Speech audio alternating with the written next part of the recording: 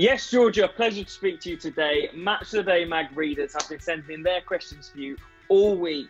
But before we get to that, I want to ask how you are. How are you doing? I'm good, thank you. How are you?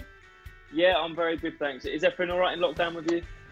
Yeah, it's all good. I'm quite enjoying the challenge of training and gymming and stuff. But obviously, I'd love to be back with the girls and with the team. But I'm trying to make the best out of a bad situation. Of course, that's it. Positive energy. I love that. Right, let's get to it with our reader question. So our first question comes from Ellie. She's 16. She says, what is your favourite game you've ever played in for club and country? My favourite game, the first thing that comes to mind is when we won the FA Cup against West Ham at Wembley. It was the most unbelievable day. We had like record-breaking crowd. Yeah. Obviously we won, we lifted the trophy.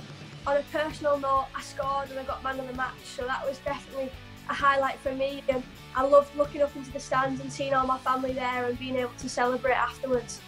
Perfect. And what about for your country? For my country, it would have been at the World Cup. So the first game I started at the World Cup was against Japan.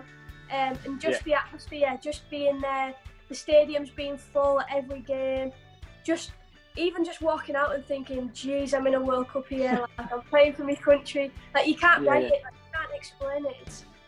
It's hard to explain, but yeah, it's mad. Sounds good. Two massive games there. Our next question is from Addy Dev, and he's 11, and he said, if you weren't a footballer, what would you be? Growing up, I always wanted to be either in the police or in the army because I knew that I wanted to do something physical. I couldn't sit in an office, I couldn't do anything where you're typing or you're writing. I was a very outdoorsy person, so definitely either one of them two. And then as soon as I knew that it was possible to be a footballer, then of course a footballer. I like the idea of Georgia Stanway, the police officer, though. Definitely, I'd be catching all the baddies. Next question is from Georgia, 10, and she says, who is your roommate at City? Yeah, it's Ellie Roebuck. So I've had her since day one, since we've both been at City. And we kind of know each other really well, so we used to live together as well. And then, yeah, we're just roommates. We know each other's routine. Robert goes to bed early. I always think somebody else room for a little bit longer, and then I sneak back in at about 10 o'clock and then get myself to bed. But Roebuck's always asleep straight after dinner, about 7:30, so I can't be dealing with that. So I'm straight in somebody else's socialising. So you're out having all the fun. Is that the same with England as well? Do you stay with Ellie then as well? No, at England I'm with Leah Williamson. So we've got a good relationship. We just have a laugh. She's always supplying the food and I'm supplying the toiletries, so it works out well. That's a nice deal. Next question is from Poppy, and she said, do you have any siblings? If so, who is your favourite? My favourite? I've got 3 brothers. Okay. So neither of them. They're all a nightmare. No, we get on really well. At the minute, I'm in lockdown with 2 of them, so they're driving me mad. One gets up at 2 o'clock because he's playing Xbox all night, and the other one wants to be in the gym at 9:30, and I'm like, have a lie-in, will you? But no, I'm enjoying the company. We've got 6 people in the house, so it's a bit of a madhouse, but it's enjoyable. Nice. So that leads me nicely on to the next question, which is from Lucy. She's 9. She said, who are you in lockdown with? So you said 6 people there. Yeah, so I'm with my stepmom, my dad, my boyfriend and my 2 brothers. Okay. So we've got a bit of a madhouse. You name it and we've done it. So outside we've built furniture outside out of pallets. We're just trying to do what we can to try and kill the time. We bought a barbecue, anything that we can. Each week we're doing it. So we had a week the other day where each night somebody cooked a different meal. So that was entertaining. Having said the 2 younger ones don't even know how to put the oven on, they somehow managed to muscle something up. So it was quite entertaining. What did you cook on your night? I did so there's a place where I'm from and it's called The Crown, and it's like a restaurant that does filled baguettes. Yeah. So we'd been missing going to the restaurant, so I did filled baguettes. So there was Cajun chicken, steak, peppercorn steak, beef and black bean, and then a sweet chili chicken, filled baguette, and you got to choose your filling. Nice, I like that.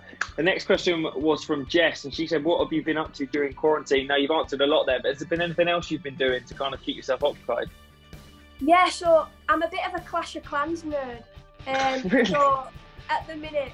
My boyfriend got me into it at the start of lockdown, but I absolutely love Clash of Clans, and I've got my town hall at a good level, so I'm just on that all day, trying to attack, trying to get more coins.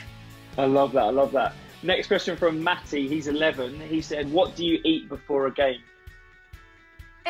I don't really have any superstitions. I don't have like a set meal, but I'll just try and stick to like chicken and pasta.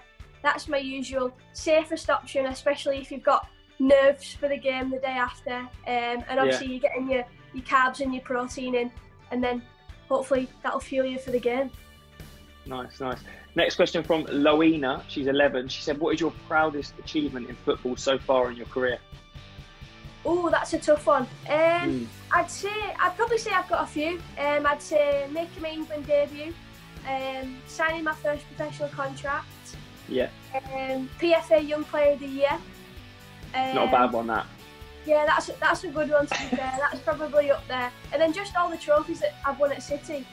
Just because you can't do it on your own, can you? So that you win with a team definitely mean more. Cool, cool.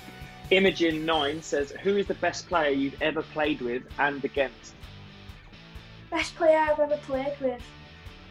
My favourite, I'm going to be a bit biased because she's one of my best mates, but I think she goes massively under the radar and doesn't get enough credit for what she does, but Kira Walsh. I think playing with her behind me, especially if I'm up top, she always knows where to play the pass. She can always find you in the space. I just think her range of passing is absolutely a joke. And the toughest player I've ever played against is Wendy Renard. She's the centre-back at Lyon in France. And I remember playing them in the Champions League semi-final. And I'd take 2 steps and she'd just be there.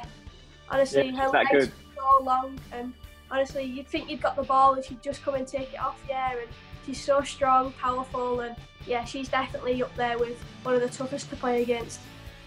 2 good answers there. Next question is from Connie, 16. She says, "What in life are you most grateful for?" Oh, that's a good one. I'd definitely say my family. Yeah. They've sacrificed so much for me to get to where I am. The hours that they've took driving me to games, driving me to training, giving me the opportunity, providing my boots, and just like little things that you kind of miss. But yeah, I'm definitely most grateful for them, and I won't be sat here right now. I won't be in this interview if it weren't for them. Oh, and what an interview it is, eh?